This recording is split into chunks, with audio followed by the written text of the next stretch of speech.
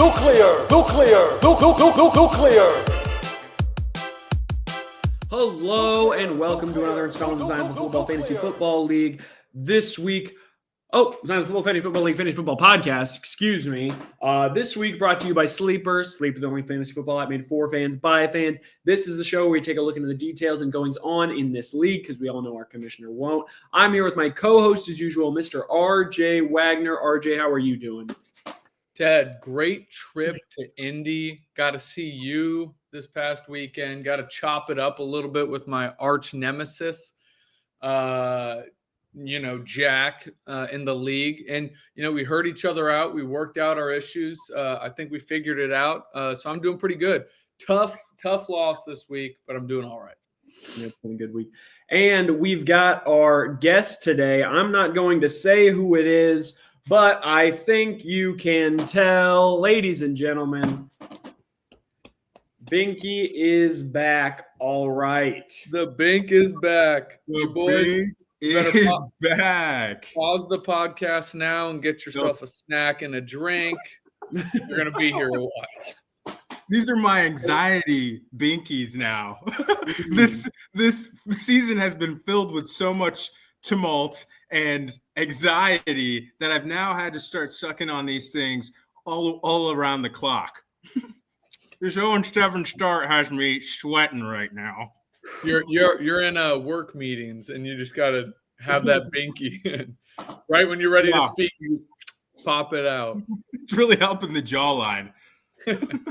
You're at the gym lifting. You look to the left. You've got a face sucking.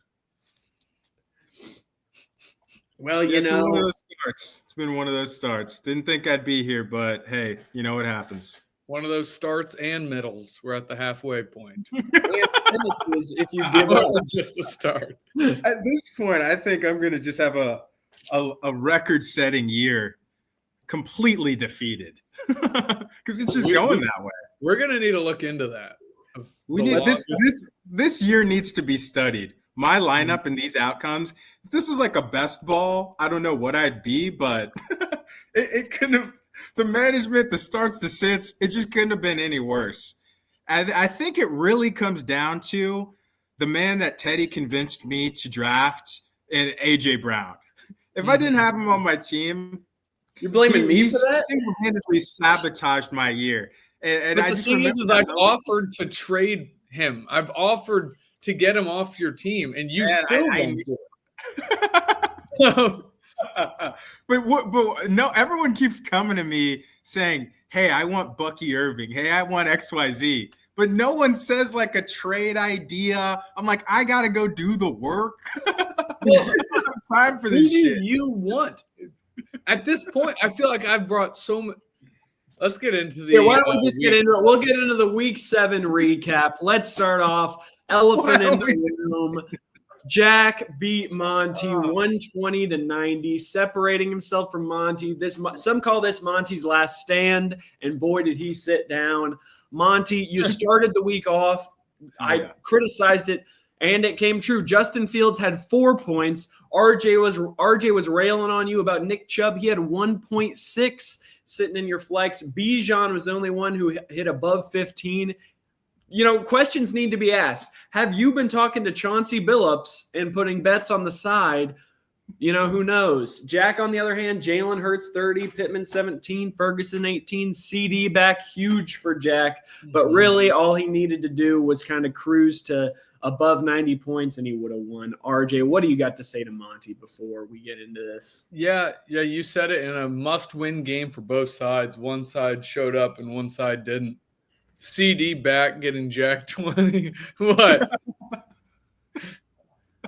Pittman was 17 after a surprising late drop from Kevin.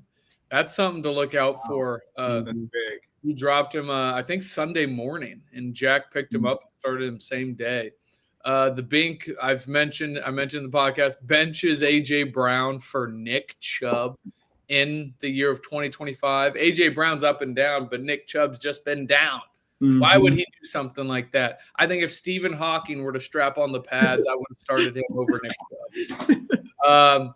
He really had a chance to get his needed win here. And when I say that, I mean the win, the tiebreaker over a guy right above him, bring them closer and get the tiebreaker between one game. He had a shot. He didn't get it. On to you, Bink. I don't want to talk too much about your game.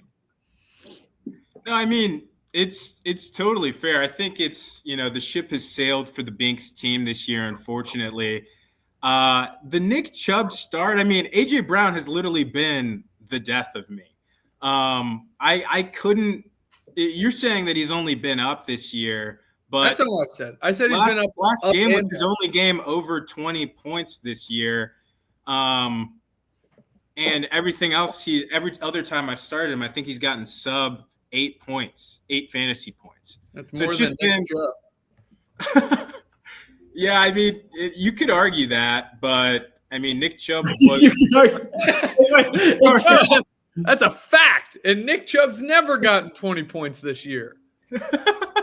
At least he's been finding the end zone. It was a desperation play. I needed him to show up. No one showed up. I mean, I'm 6 games back at this point. There's just been every week that even I didn't have bye week issues, needed to catch a break.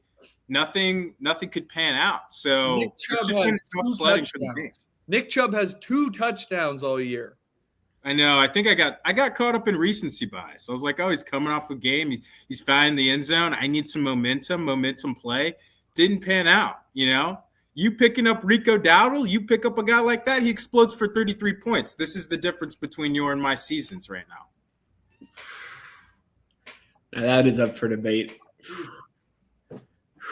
My cat just shit. It smells terrible. Yeah, I mean, Justin Fields, absolute tragedy. Literally got benched mid-game. I'm just sitting there like, yeah, everything that can go wrong. I thought he was hurt. I thought he got hurt. No, he was just coming off of an injury. His injury, sucking ass. Mm-hmm. Yeah. Lockjaw from sucking ass. Sucking ass.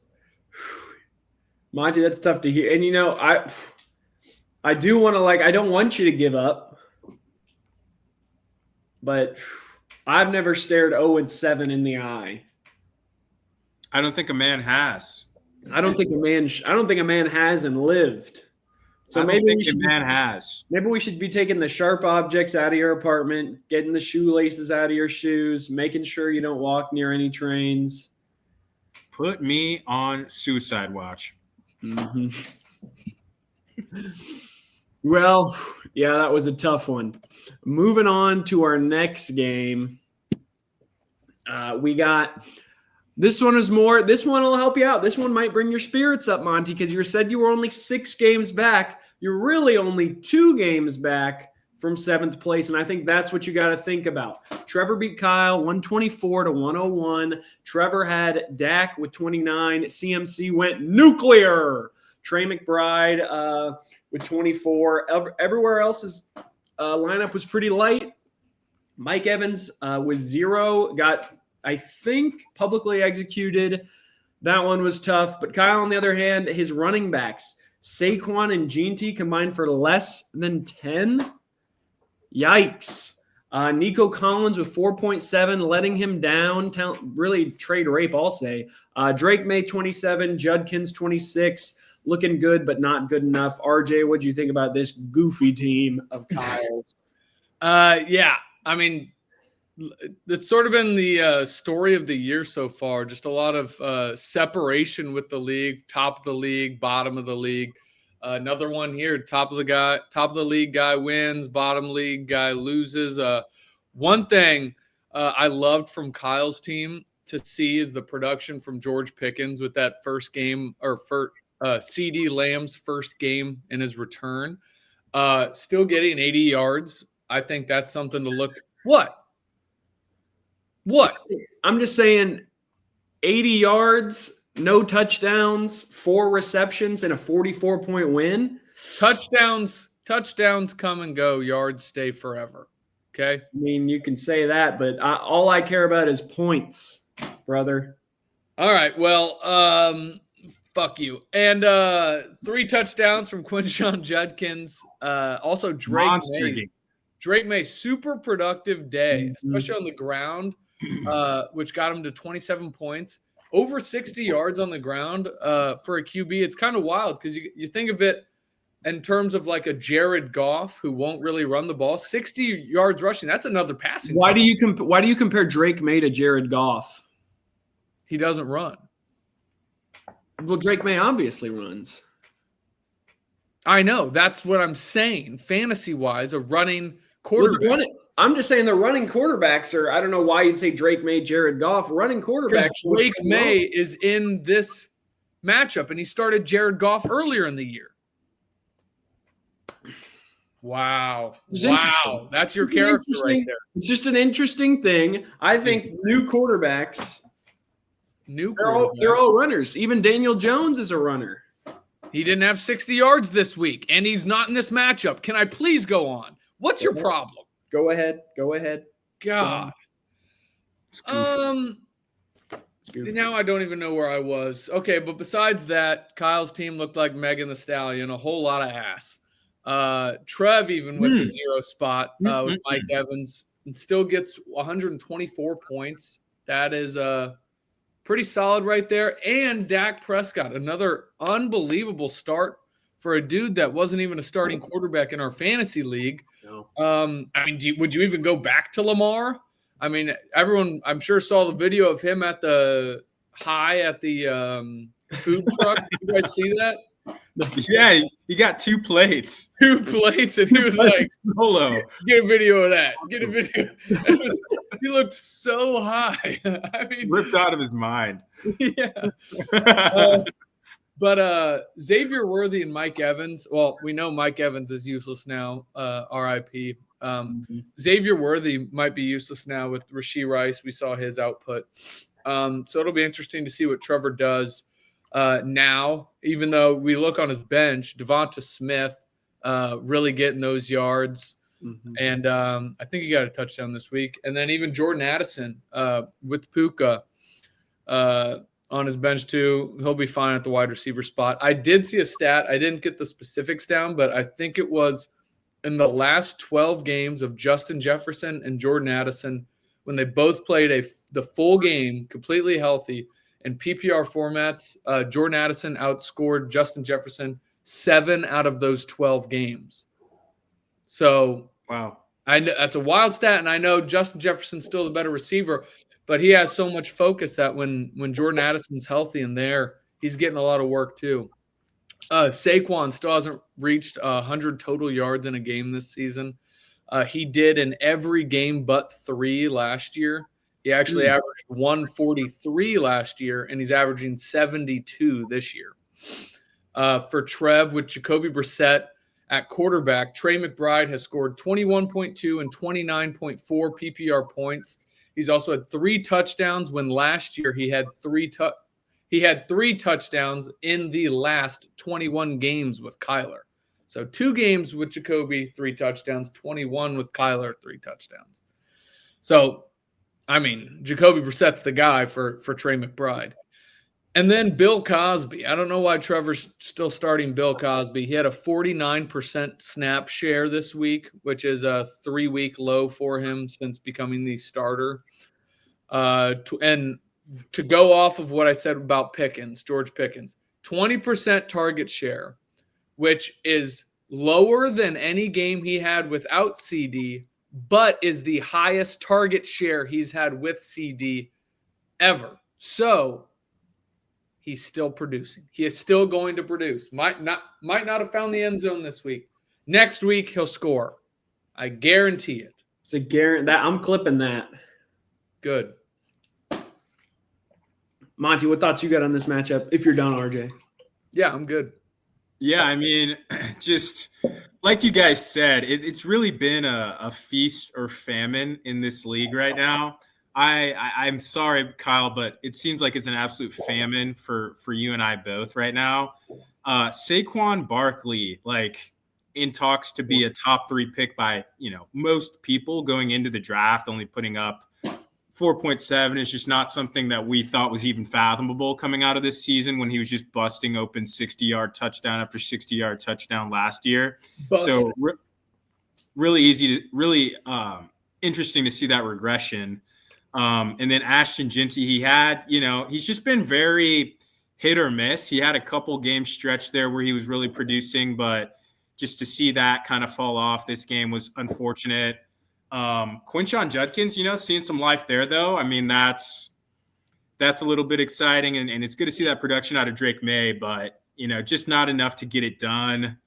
But Trevor, I mean, McCaffrey, absolute monster this year, just looking like a generational talent that he is. And then Trey McBride, like falling back into the production that we'd expect out of him coming into this season. That's like really nice to see. Mike Evans, like you said, RIP, very, very sad to see that his streak of 1,000-yard seasons will finally be broken. But, Trevor, it's looking good. I don't know if like the depth will end up being a problem for you, like we talked about earlier. Like if you start seeing guys fall off like Mike Evans, and then you're not getting the production out of Bill that you thought that you'd get in the long term, what ends up happening? Are you the three-headed monster going into the playoffs? You trade for a Bucky Irving. He might be interested in trading for a Bucky Irving with a guy that needs to win now.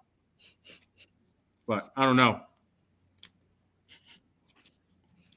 Well, all right, moving on to the next matchup. This one, I think everyone kind of expected it. Chase whooped me 137-113. Now, Monty, I bet this was tough to watch. This is a tough fact for you personally, that Chase had 3 players that scored more than your entire team. Mahomes, JT, and Jamar put up 93 points in between them all. That made up for the fact that Kittle, Matt Gay, and DK had 8 points, the 3 of them. But Chase, 3 players going for 93 points. What can you do? Me, absolutely nothing. I need to figure out my running backs. James Cook is coming back. It's been tough without him. Dobbins and ETN. There seem to be somewhat the bell cows in their respective teams, but they just are not actually producing. And then Baker, tough week for him. Hoping he can bounce back, but, he's a dog. He's going to win, but is he going to keep getting points is the real question. RJ, what do you think about this one? Yeah, I mean, it's broken record. Chase wins. Google him, just like Kirk Signetti said. And you know what? I did Google him, and you know what came up? What? Wow. I didn't know. He said it first. Was that Bleacher Report made that? Yeah. Bleacher Report tweeted that when he signed on with the 49ers. They tweeted that out. So he said it. Kirk Signetti got it from Chase Fisher. He wins. Google him. I mean, 6-1 in the breakdown. He's 37-5 in the break. 37-5 since week 2. I don't think insane. Kyle had crazy dominance last year towards the end of the season. I don't think we've ever even seen something this sort of dominance ever. No. He just does what he needs to do to win. I'm convinced he started George Kittle just to be like, hey, the tight end spot's yours. We don't need you this week. Yep. Just rest up, run your routes, do what you can, but we're not going to pass you the ball. We want you to stay healthy. I'm convinced he did that because he just knows. Even Matt Faggot with only 2 points, DK Metcalf. What? Who is that? Matt Gay. Oh, okay. Yeah. All right. DK and Rashad with only 6. So how does he score so much? Like you said, Ted, the 3 guys, 30-plus point performances from his absolute wagons. Now, Ted, your team honestly kind of looks a little bit like Chase's in this matchup, besides the 3 30-point performances. Everything else matches up except those 3 30-point performances. For Chase, Jamar had a 51.1% target share, which is the highest in his career. He has never had a target share that high. So Joe Flacco is the man. So he is back with Joe Flacco. Ted, for you, ETN, he hasn't hit double-digit PPR points in a game since week 4. And from week 1 to 4, he was averaging 16.7 to start the season. So he's really dropped off. Justin Jefferson, I mentioned that thing about Jordan Addison outperforming him when they've both been healthy. He has 1 touchdown this year on 528 receiving yards. throughout his career, he has averaged a touchdown on roughly 180 receiving yards. Now, for a bad thing for Chase or something to look out for, Cam Scatterbo, well, this was his lowest offensive snap percentage since becoming the starter. Dropped his rush shares from 79% all the way down to 59%. That's a 20% drop. Pretty large from week to week. So something to keep an eye on there. And I know I mentioned George Kittle, 86% route participation share, 2 targets, and was 0-2, first time in his career in a game without getting a catch. But Chase keeps rolling. Ted keeps rolling down towards the bottom of the league. Yeah, Monty, what'd you think of this one? Yeah, Ted, I mean, I thought you put up a valiant effort here.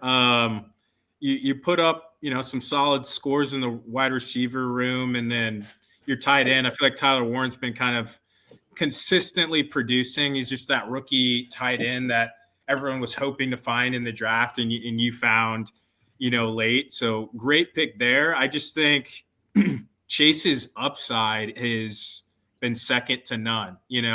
His ceilings that he's reaching with these players, like Patty, for some reason is on an absolute warpath this year. He's looking like a fantastic real life and fantasy quarterback.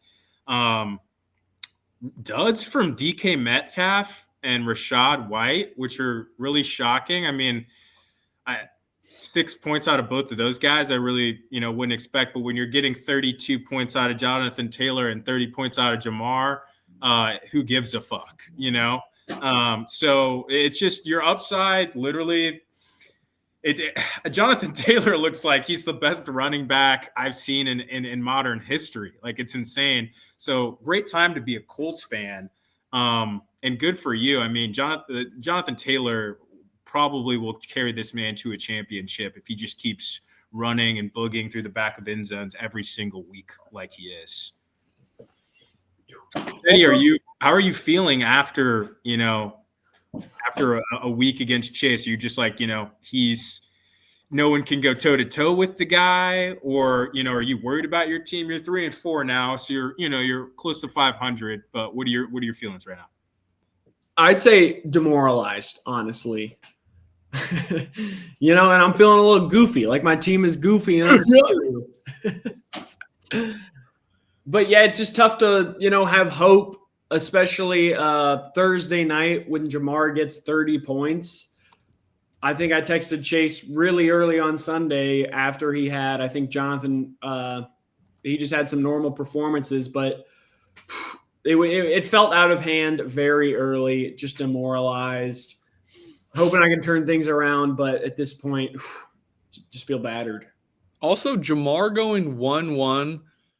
Beginning of the year, remember his stats? He had 3.6, and then he went off with a 29.5, and then he had 6 and 4. Since then, he's had 26, 20, and 30, and his wide receiver 2.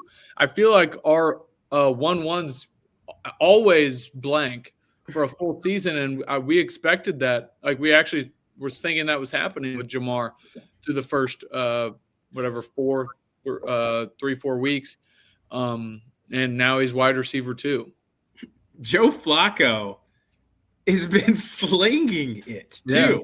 Yeah, I mean, it's been unreal. He looks like 15 years younger now. It's crazy. Mm-hmm. It looks like Joe Flacco that took the Ravens to the Super Bowl, people are saying. It's insane. He looks like 35. It just shows what the quarterback can do. Jake Browning, I mean, the Jake Browning Bengals and the Joe Flacco Bengals look like 2 totally different fucking teams. Indeed. Now moving on to our last matchup. This one was a powerhouse. Marquee matchup, came down to the wire. Kevin beat you, RJ, 147-134. I was having some hope when Gibbs put up 35 in that first Monday night game, but JSN with 22 shut that down. Kevin had 7 players above 15 points. Honestly, Kevin's team, like, you might not respect the man. You got to respect his team now.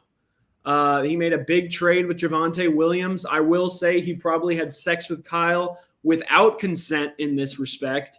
And then RJ, your biggest thing, just got to look at like Caleb Williams. I think a good quarterback performance could have saved you. I don't know who else was out there, but that one was just a dud. Probably tough to see, especially I'm not even sure what other quarterbacks were out there, but feels like anyone who put up 20 points would have won it for you. How do you feel?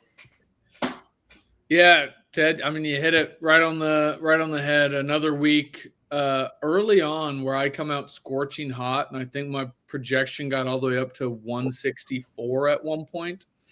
I don't. That does it every week where it shoots up, and I'm like, "There's no way, right?" And then it shoots all the way down. I was towards the right. My projection went towards the bottom of the league, and then Jameer went off to finish at the top. But whatever. Had like 5 touchdowns, I think, at around 1:15, 1:20 p.m. on Sunday.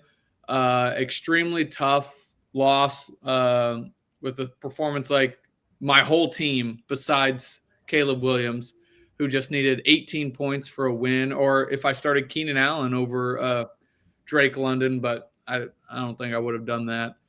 But I definitely did look at other quarterbacks, so I should have gone with that. Kevin had 2 big starts in this matchup, like decisions that he had to make. Ramondre Stevenson over Chase Brown, or probably just Chase Brown. And then Chris Olave over Tet after Tet scored, I think, 2 touchdowns the week before, both being really, really good starts for him.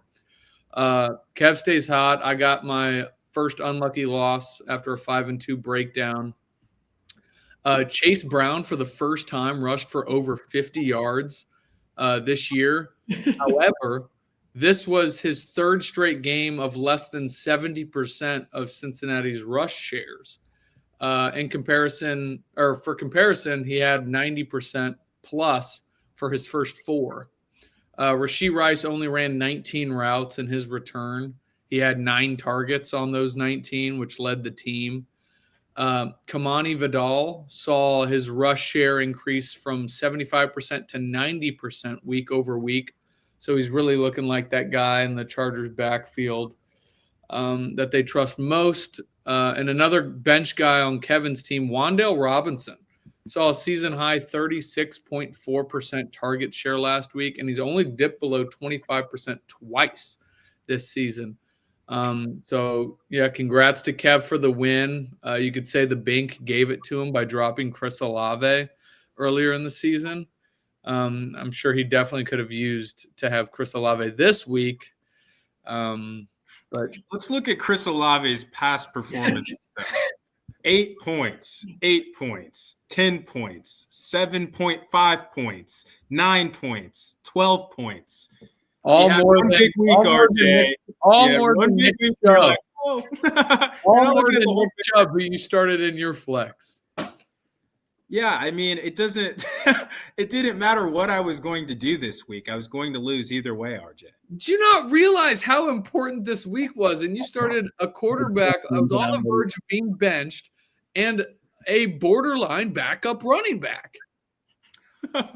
I mean, Marks, I think, started. Justin Fields has had 3 or 4 30-plus point weeks. Like weeks 1. What are you saying? Before his injury. He had a bad week where he had the worst week in NFL history against the Broncos defense. And that was last week. Patrick Surtain. That was last week. I know, but you don't let that override everything. I mean, you could have started, which I should have started, Matthew Stafford, a guy that you knew wouldn't get benched. Okay, I mean, that's fair. I thought about picking up Stafford. I thought about it, you know.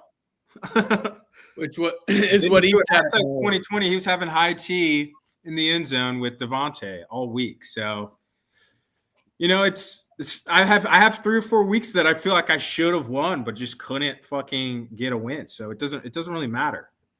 It's matters. Not my year. It's not my year, RJ. You can't talk like that, or we're going to have serious discussion on you being out of the league. If you're not trying, if we're in an 8-man league, if we have one guy that's not trying, it's a 7-man league. And now I've tried every single week. I'm not just sabotaging my year. People keep trying to poach my players and stuff. I just think that I had like a lineup that should have performed at some point in the year, and it just everything's gone wrong. The cat's unimpressed. That she is. Cat would have started maybe Cat Stafford. So that's for our week 7 recap. I think as RJ was saying, it's not the beginning of the season anymore. We are halfway through the season, and Kyle threw out all the tiebreakers for everyone. And I think this is really interesting. Something, RJ, you've got 5 tie breaks. So does Trevor. Chase has 6, which I thought was insane. Chase lost week 1 and has beaten the rest of the league besides Trevor, who he plays this week. I think that's an insane matchup. Oh, yeah. And some other tiebreaks to look. I am in 6th place, but I hold tiebreakers over Kyle and Monty, which is nice for me. And then Monty, I won't even bring you up. But Jack, who's in 5th place, has tie breaks over Kyle and Monty too. So those tiebreakers are pretty important. RJ, do you off the top of your head know what's the tiebreak? If you go 1-1 in the season, is it total points? We talk about this every year, and it's either total points or is it strength of schedule? What did you say? Strength of schedule? It has to be total points if it's 2 people. If it's 2 people tied. Now, if it's 3 people tied, then it's that groups your overall tiebreak record.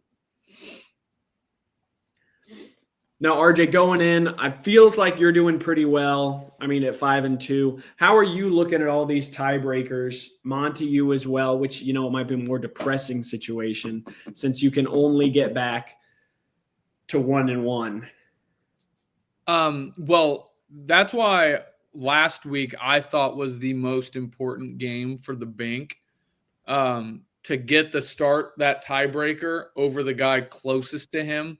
Now every week is just big, and the tiebreak, he just needs wins. The tiebreaker really doesn't mean much until he gets closer to record wise and then playing those guys again. Like if he won last week, I would say that he could lose to me.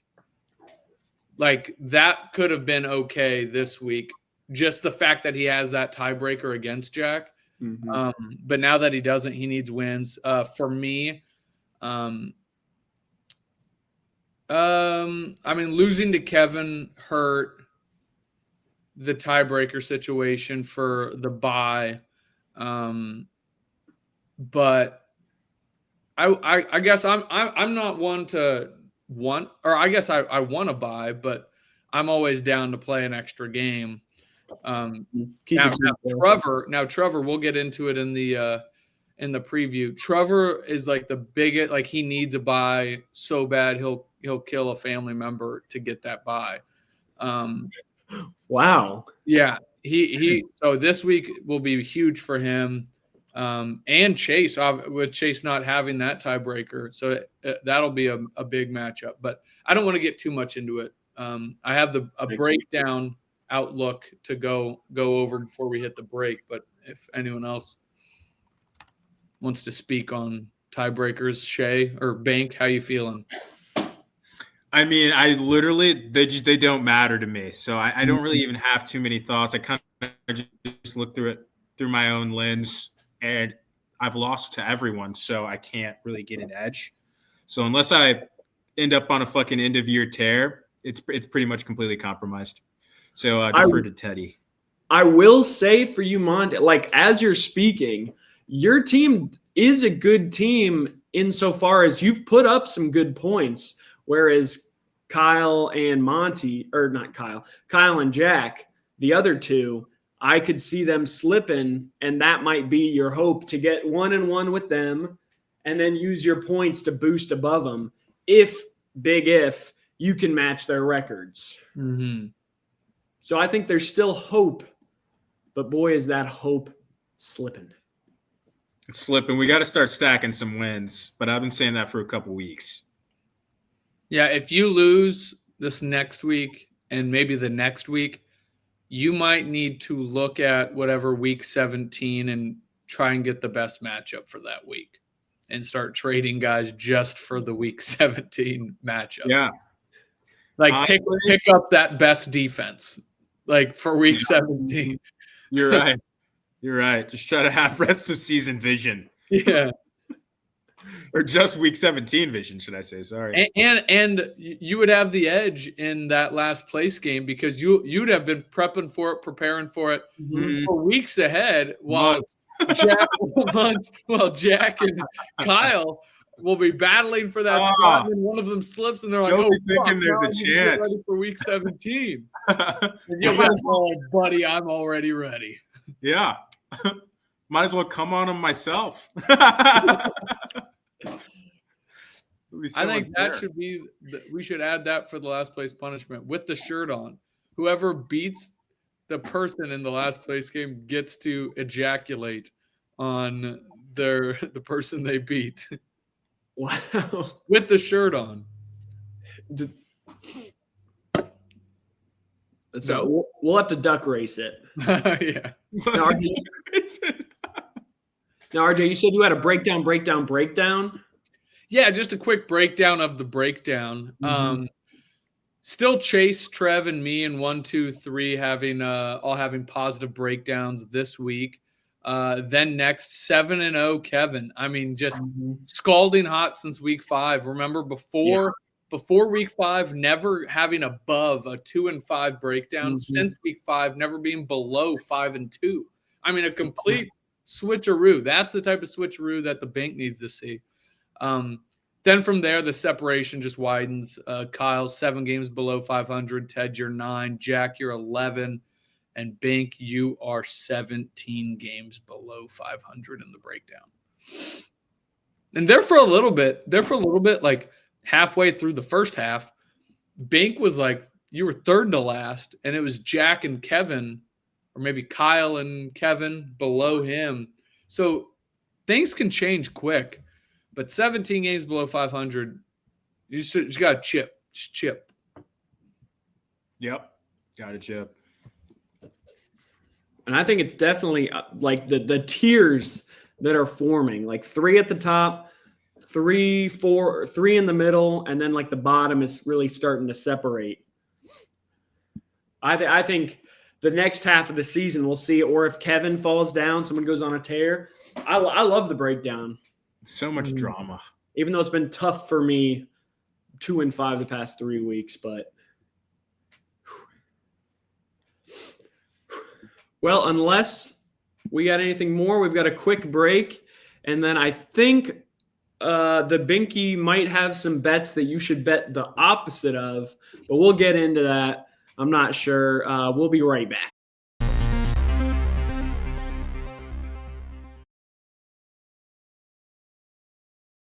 Everyone, I'm Chauncey Billups. Get into the ASICS Sportsbook. It's free money and regulations are minimal. No way you'll get caught for fixing games. Contact your local ASICS rep to place those bets, baby. I fucking love gambling.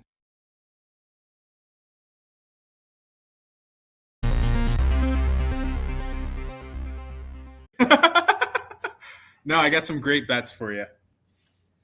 All right. Well, we're back with the Binky bets. Last time they went 0-3, but Monty, what do you have to say to those who might not want to bet the Binky back bets? I mean, tell me, I got that insider info, that Chauncey Billups level info right now. We've got that FBI raid your house kind of information on this week's slot of games. So we're back for one of our best episodes of Baby Got Bink, where we got 3 picks of 3 separate strengths. And we're starting off with our single bet, Baby Back Bink. And it is your home favorite, the Indianapolis Colts, to win by a shutout. Oh, God. At plus 1,900. The Colts have been on a tear. The Titans have looked abysmal. Wait, what book offers that? DraftKings. Oh, nice. Plus 1,900. This is a little sprinkle bank. This will help get us some units for our discount double bank and our triple banky too stinky. but we're just riding that Colts, that go horse vibe through the end of the year. They've looked good in all three phases of the game. The Titans have really struggled offensively. Tyler Lockett, I think, just asked to leave the team. Team morale just has not been there. And usually it's a great game between these two divisional rivals. So it's usually a defensive bout. Everyone's scraping for wins. But I just think it's so one-sided this year. I think the Colts are just so much better of a win. The only thing that can destroy this would be some garbage time points for the Titans. But I think the Colts come out swinging. So single bet, baby back bank, Colts to win by shutout plus 1,900. Ride with me. Your discount double bank. Justin Jefferson starting off in tonight's Thursday night football game versus the Chargers. So you're going to have to lock this one in quickly. Justin Jefferson, anytime touchdown, plus 140. I mean, I just think this is great value on an epic player. It's not anything too pretty, but we feel comfortable putting 2 units on Jay Jettas to find the end zone. Carson Wentz is going to have to turn that ship around. It's been tough sledding for those boys. I have a question. I thought the single bet baby back bank was supposed to get us units for the discount double bank, but the discount double bank is happening first. No, the discount double bank doesn't have to happen before or after the single bet baby back bank. But it's a Thursday night game. Yeah, you got to have units saved up, RJ. Yeah, this is assuming you aren't someone who needs bets to hit before putting in other bets. I don't know if there's anyone in this league who would need that. Yeah, I don't know who might have to wait for a paycheck or anything. I don't know. Before putting in more bets. So, yeah, I'm assuming you have some money saved back. Hopefully you do. If you only have 1 unit, then don't ride the binky bets. Triple binky, way too stinky. We got CMC to score the first touchdown and the Niners to win at plus 490. Oh, yeah. McCaffrey's just been killing it. I think he's been the whole offense for the Niners. And I like them to come out hot over Houston. They're 1-point dogs to Houston per the DraftKings Sportsbook, but that they don't look like Houston hasn't been anything impressive to me this year, at least offensively. And I think the Niners can get an early edge if they just go to their guy, and they've liked doing that this year. I mean, CMC's been receiving at an unprecedented rate, rushing at a great rate. So just, I see him being the guy to hammer it home for the triple bet baby back bank, or the triple binky too stinky. I love that. I actually, during the Sunday night football game last week, I placed a bet on Niners money line for this week. I placed a bet week in advance because they were I bet a money line at plus 125. Yeah, that's great. Great value. What book was that with? What sports book was that, RJ? That was Winner's Circle Sportsbook in downtown Indianapolis. Okay. Paper ticket. It is being held by someone else in this league right now to hopefully cash later. Interesting. I like those binkies. I do find it interesting, kind of like RJ said, where the single bank is the highest odds or like the biggest risk. It seems like, even though, but what do I know? Am I binky? Am I stinky? No. I just find that interesting. Just the bank. I'm excited for a Colts shutout. I think it's in Lucas Oil. I think the fans will be electric. Will you be there? No, no.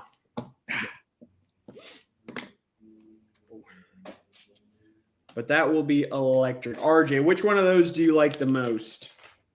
Whew. The most, it's got to be the CMC and Niners win. Like I said, I already got money on the Niners win. CMC first touchdown. I think that's the closest thing to a guarantee you can get. And I think the Niners blow them out. I'll have a family member there, boots on the ground. I believe he'll be there with a member from our league as well, and Kyle Whitlock, I heard. So they'll be there cheering on the Bang Bang Niner gang. Wow. I think Which one do you like the most, Ted? I like that Justin Jefferson anytime touchdown. Of course you do. He's on your team. He's on my team, but I think it's sort of the thing, and I was going to bring it up at some point, but the Justin Jefferson, Jordan Addison thing, I think they both work well for each other because I bet Justin Jefferson outscores weeks where Jordan Addison doesn't play, whereas when he does, because they just lock him up, they've got no one else. Yeah, sort of like CD and George Pickens. Weird comparison, but sure. Well, I wanted to congratulate, before we get into the Week 8 recap, Trevor went Week 8 preview. Trevor went 2-2 on his guesses, really bringing it down. Everyone was doing so well. And yeah, that was it. So, why don't we get into the Week 8 preview? Oh, yeah. As we begin the preview of Week 8 in the 2025 ZFFFL, I must remind you of our great sponsorship over at our ZFFFL ASICS Sportsbook ASICS Footwear. This week's feature, the ASICS Super Blast 2. Soft, springy, tight, and dangerously smooth. It's got that bounce that'll have you telling your partner to smack your ass in your mother's basement. ASICS, a sound mind is a sound body. It's got me turned on. Mm-hmm. It's a great shoe. ASICS always does. Yeah, let's get It'll have you screaming, telling your partner to smack your ass in your mother's basement on the couch that you as a child played monkey ball. Wow, that's a specific memory. Yeah. Wow. So, why don't we get into it? First matchup, we've got our National Guard I don't care if you consent matchup, because this is Kyle versus Kevin. This is the trade revenge matchup, but there are a lot of buys in this matchup, though.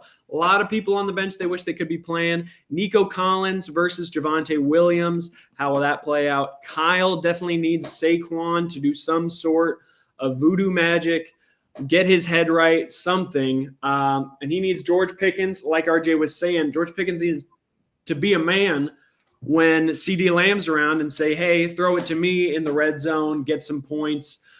Kevin, on the other hand, he's got some wide receiver inconsistency. Zay Flowers is a little bit of a question mark just because the Baltimore Ravens are sucking ass.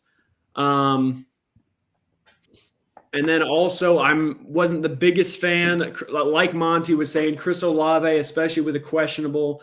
The Saints, just a bad team, but he seems to be feeding it. Those are some question marks. But otherwise, I think this one is probably leaning towards Kevin, all things considered. But what does the sports book think? Yeah, Kev's been hot. Kyle's been not. We get the pleasure of watching Kyle's D work on Thursday and then get the displeasure of watching Kevin's small little D work on Monday night. But right now, yeah, Kev's team just looks a little too good. You said battle of the trade. I think Kev might have won the trade. The book has Kev minus 6.5. Binky, who you taking? RJ, you said it. Kev's been hot. Kyle's been not. But when you look at the teams just on paper and you look at the name equity, like you would have thought like Saquon would have been, beating almost anyone he's looking across in their matchup. And Garrett Wilson, he's having these quarterback troubles that are plaguing the Jets right now. They can't start Tyrod or freaking Justin Fields, who I started. So if no one can get him the ball, he's not going to be like a huge factor. I do like George Pickens. He's just been playing great ball. Wasn't a great pickup for Dallas. But that's kind of the only highlights. And I feel like Saquon, quite frankly, hasn't been getting fed like he was last year. So without him just putting up that crazy firepower, I feel like the Giants should be a team that the Philly can like kind of abuse or push around. But honestly, the Giants, even though they lost last week, it was one of the craziest like comebacks I've ever seen in my life. Like, I know it's a loss on paper, but if you didn't watch the whole game, the Giants really were kind of in possession of the whole game. They were kind of the dominant force. And Bo Nix, I mean, they just took over the Broncos and at the end of the very, very end of the game. But, without that, I think it would have been another win for the Giants. I mean, so it's Bo Nix, good start for Kevin. I feel like his team just has a lot more momentum right now. Javante's been great for Dallas. I'm not a fan of Olave. Obviously, I dropped him personally, but I mean, he just had a blow-up game last week, so just ride that hot hand. And I think Kevin just has enough to get this one. I feel like it's actually going to be a pretty close one, but I think Kev's got him here. At minus 6.5? 6.5. 6.5 is a pretty big spread there.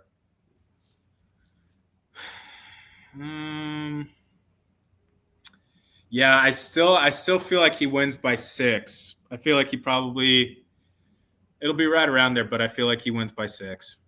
But it's 6.5. So which side are you taking? I feel like he wins by 6.5. I'll still take that. Also, RJ, I don't know if it's been brought up, but I like that the sportsbook does half points, even though we do half points. Yeah. So it makes no sense to do it half still points. Tie. Yeah, exactly. I think you're the first person to actually realize that, or at least say it. Also, I do want to note one thing about this matchup.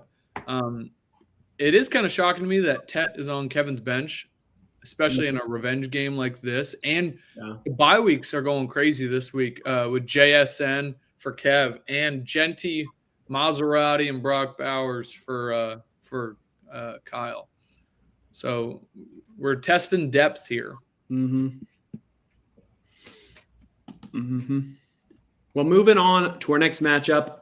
This one is the Winner's Circle Golden Ticket matchup because whoever wins this one is going to be walking on sunshine, ready to take over that chocolate factory.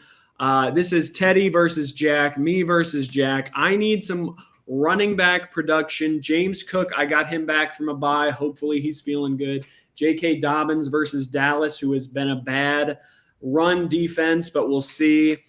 Baker Mayfield's a little shake-up, but I think what I need is some big nuclear performances. Justin Jefferson, Ladd McConkey's been getting in there. Maybe this will be his breakout week for this year. I don't know. And then Jack, on the other hand, he needs some nuclear performances out of CD, Jalen Hurts, Jake Ferguson to cover up for the bad. And keep in mind who I group in the bad. Rome Odunze has been bad. Breece Hall hasn't been good. And Derrick Henry.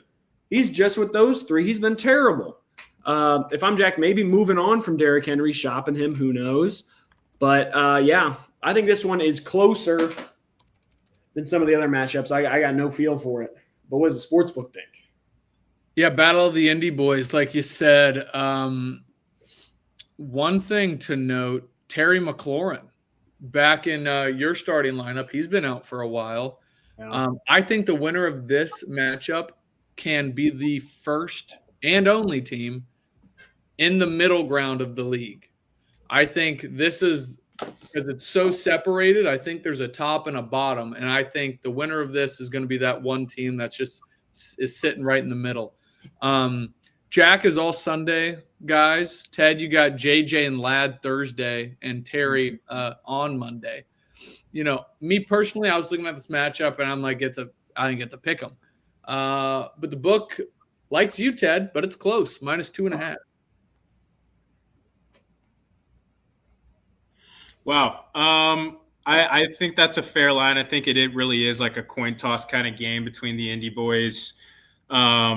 I think Jalen and Baker, like depending on how many tush pushes are called in that Giants game, that's kind of really going to be a huge deciding factor.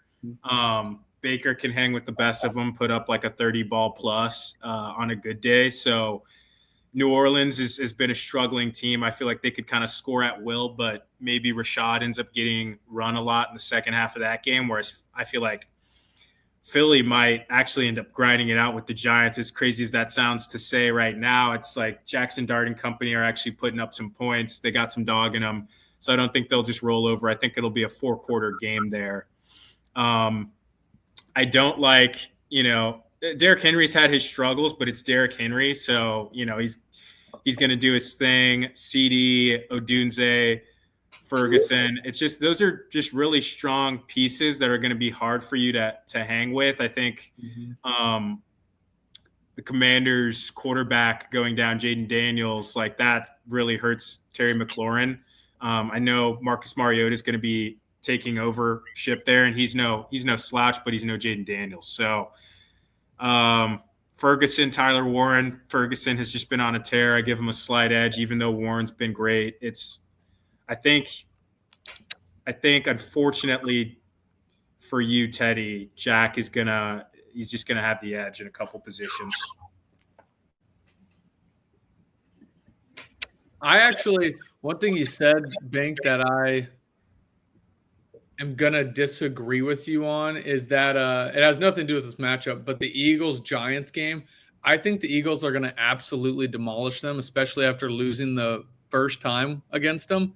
I think the Eagles, while I hate Sirianni, I think he's the type of guy that gets pissed off over a divisional win and will run up the score and try and go crazy. And that is, which I'm agreeing with you here, where I think Jack's team could go crazy. Jalen Hurts running the ball, rushing touchdowns, passing touchdowns. I think he'll just take over, and I think they're going to put up a good amount of points.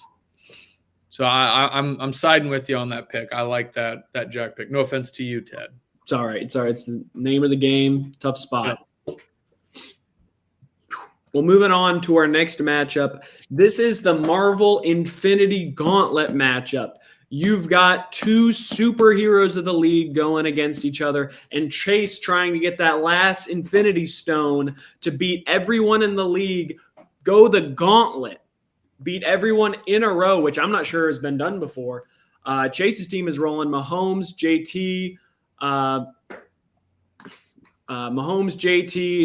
Will Kittle be back to who he is. Chase just needs to keep doing that. And I think it's 2 3-headed monsters, but Trevor's 3-headed monsters is looking a bit because Puka's down. Lamar's hurt. CMC's a dog, but who knows? I did see Mark Andrews' redemption matchup for Trevor. Mark Andrews is Trevor's tight end, I believe. Oh, yeah. Wow. I did not see that. So that will be huge. When the hell did Trevor pick up Mark Andrews and why? Wait, did he do anything? That one great game early in the season. That's it. He had 4.6 points, and I think it's purely for the matchup. Yeah, what? I'm not sure if that'll change. Does the sportsbook know about that? Because that might change the line. There is no way he's actually going to start Mark Andrews. That's hilarious. I'll have to you got to change maybe a quadruple Binky Too Stinky, bet Mark Andrew everything under. There's no way. For the unders? Yeah. For quad Binky Too Stinky? Yeah. Parlay every under ever. That's a smelly one. Yeah. Yeah. No kicker right now for Chase. He's all Sunday, and then the Mahomes wagon comes in on Monday to clean up whatever he's behind. Trev has Jordan Addison Thursday along with Dicker the kicker. And Xavier Worthy right now on Monday night, which is another thing I'm pretty surprised at. I was surprised while doing my research for this, and then I look, and yeah, you mentioned it, his bench. You got Puka, McBride, Kenneth Walker, but Seahawks are terrible on his bench. I'm surprised he hasn't been looking for a trade or maybe even going to the waiver wire to hashtag fix that flex position. Unless he's just trying to counteract the Mahomes start on Monday night, which I could see why he would do that. But also, I only see that hurting him more because that would go to, I think, Rashee Rice or Hollywood Brown or Travis Kelce more, which would mean he would not be scoring. The battle of the bye, they're going for the bye here. What did you say, Ted? The Infinity Gauntlet, the tiebreakers. Yeah. The trying to get that tiebreaker. I personally like Chase by like -2, and now I'm getting word. Yeah, the book just changed because they saw Trevor has Mark Andrews. The book likes Chase even more than me, -4.5. Wow. I think I can keep this one kind of short and sweet. It just seems like Chase has so much firepower and just so much momentum right now. Like JT, Mahomes, Jamar, they just seem to be doing it every single week. 37-5 since the breakdown. It's crazy. 37-5. I can't, unfortunately, Trevor, I can't go against that right now. Like having Lamar back for you this week, if that holds, like that's great. That's huge for you.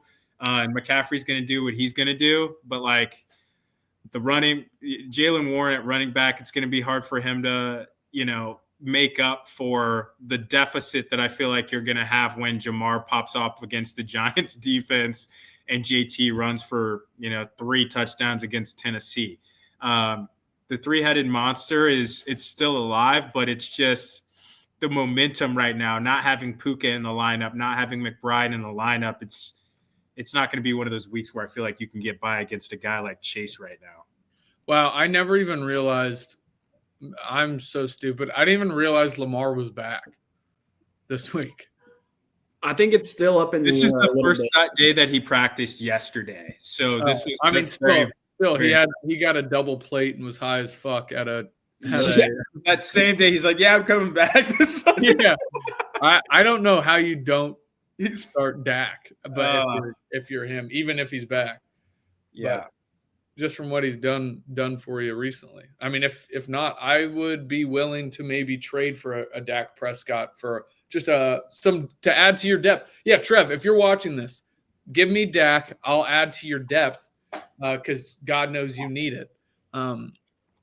You're welcome in advance. Well, alrighty, moving on to our last matchup. This is the ESPN Last Chance You matchup because, Monty, it is the last chance for you to really get something. You could run the table. Who knows? Crazier things have happened. Not potentially, but we'll see. Chase ran off 6 in a row. Why can't you run off 7? Monty, you need a huge win. Josh Allen coming off a bye. Bijan against a bad Miami team that looks like they're just quitting. RJ, you got Gibbs on a bye, but Achane and Dowell are probably going to put up 70 points. You need to figure out your QB this week. I saw you still have Caleb Williams in there. Will you make a move for Dak? Will you make a move for one of those journeymen who've been passed around the league? Maybe a Daniel Jones. He's been putting up points. Who knows? But really, this is a RJ. You could lose this. Monty, you have to win this. But it seems like you've already given up. But I'm hoping you don't give up. RJ, what do you think? What is sports? Yeah, no, you said it. This is the last matchup this week. The first time of repeat matchups. And let's not forget, I beat the Bink by 2 the first time we played, and I should have lost. Which set the precedent for the rest of the season for the Bink. Right now, I have Kamani Vidal, and the Bink has Jordan Mason starting tonight, Thursday night, in the battle of the running backs. And I don't know if the Bink has seen this yet, but it has been announced that Aaron Jones will play tonight in his return from the IR. Who knows the workload of what that's going to be like. And then I have Rashee Rice versus Harrison Butker Monday night. Personally, looking at this matchup, me having Devontae and Jameer on bye is killing me. While the Bink doesn't have any buys, but he does have Bucky out. I don't feel great about this week for me, believe it or not. And I think it is set up for the Bink to get his first win. And I'm not just saying this to try and jinx because I'm completely okay with losing. A live jinx, RJ. That's No. I am 0-7 right now, RJ, in the audacity to jinx live on air. Yeah, that's crazy. You'll see. So I am, and I said this earlier, I am not like Trevor when it comes to needing a bye. I'm okay with playing that extra week. and I know where I stand, and I have been willing to work with the Bink to work out a trade this week while we play for guys that won't be playing this week that can help him even more. And I've informed the sports books of that, not because I am an honorable man. I'm not shady. I'm not a Chauncey Billups or a Terry Rozier type of guy. So that being said, Josh Allen, first game back after 2 tough games and a bye. I think he's going to be hungry. I'm still questionable at quarterback. Love Bijan. The book likes Bink to get his first win at -3.5. Monty, who you taking? You got faith? I mean, I gotta ride with myself. I've been riding with myself every single week and just falling short. But I think we have the guys that can put up some numbers. I just do worry, like the momentum coming out of this Thursday night game. We really need it to be good. We need Jordan Mason to carry most of the load. A slow easing of Jordan Mason back, or what's his name? Aaron Jones. Aaron Jones back into the lineup. Like, if they come out and he's not starting, or Jordan Mason's not starting, or Jordan Mason's getting 40% of the touches, I'd probably there will be no other Bink episode because I'll just have ended it. I feel like I think the Vikings played 2 Saturdays in a row. I think they were the overseas team or whatever. Mm-hmm. And I mean, there was that one game where Jordan Mason came out, he was used every down, and then he fumbled it. And luckily he was holding on to the ball. But then had kind of a dud game. And then another game after that, he fumbled it again and then kind of got reprimanded. So it's hard to lean in him and trust him this week. I got, A.J. Brown now battling a hamstring injury after having his best game ever. And he's just the guy that literally doesn't want me to succeed.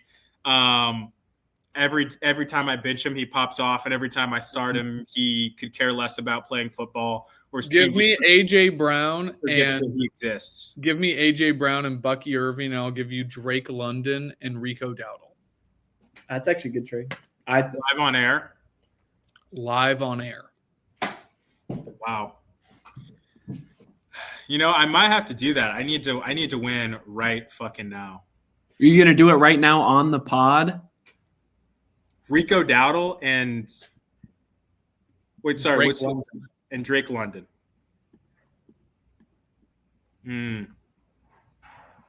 What is their matchup? I can't do it live, but I love matchup week 17. What is week 17 looking like? All right. Yeah, we'll have to talk, RJ. I'm still looking into this. Yeah, we'll talk offline. So you're taking yourself, Monty? Undoubtedly. Yeah, I mean, I have to. I feel like RJ's weak this week, or just not as. I mean, look at the projections. I know projections don't mean much, but I'm projected 103. You're projected 122. I think 122 might be the highest in the league. Yeah, this should be your week, Bink. Bro, it's been so much of that, and I feel like I've been gaslighting myself, but whatever. It's definitely tough. Definitely tough. I was hoping for an on-air trade. But yeah, it's just tough. Tough doing that live. Tough to commit. Well, yeah, unless you guys have anything else, this might be the quick Binky pod for all intents and purposes. That's all I got. Get those bets in, guys. We need. You're good. Hammer those bets before tonight's game. We need this Billups. Jay Jettas. Sportsbook bets. Jay Jettas anytime. Get some units. Get some units for your single bet, baby back bank. Your double discount double bank. Yeah, use your double to get your single, and then you've got a triple. Yes, you understand. And then quadruple Mark Andrews under everything. Under. He ain't sniffing the ball. Well, as always, thanks for listening to the Zion Football Fantasy Football League Fantasy Football Podcast. Make sure to get those bets in, like we were saying, before the Thursday night game tonight. And be sure to follow us on all social media platforms at ZFFFL FF Pod on all major platforms. Thanks for watching. Thanks for listening. And as always, fuck you, Trevor.